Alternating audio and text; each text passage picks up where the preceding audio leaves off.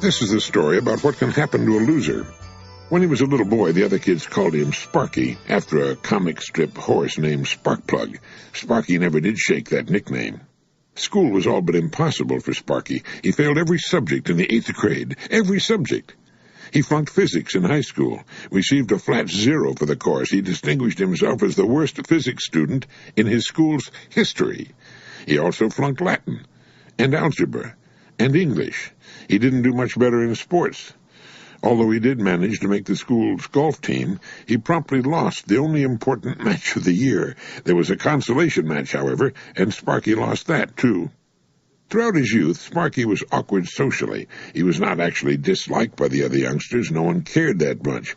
He was astonished if a classmate ever said hello to him outside school hours. No way to tell how he might have done at dating. In high school, Sparky never once asked a girl out. He was too afraid of being turned down. Sparky was a loser.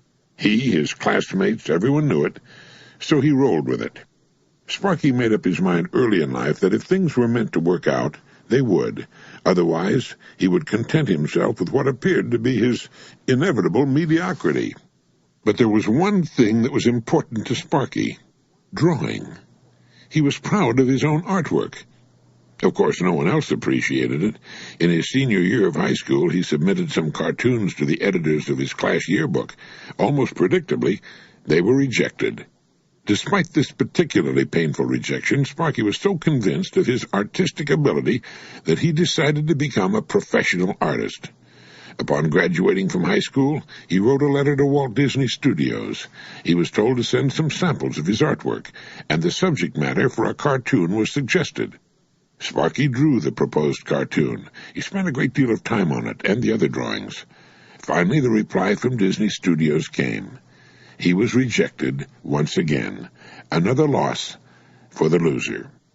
So Sparky wrote his own autobiography in cartoons. He described his childhood self, the little boy loser, the chronic underachiever, in a cartoon character that was soon to become famous all over the world. For the boy who failed every subject in the 8th grade and whose work was rejected again and again was Sparky Charles Monroe Schulz. He created the Peanuts comic strip and the little cartoon boy whose kite would never fly, Charlie Brown.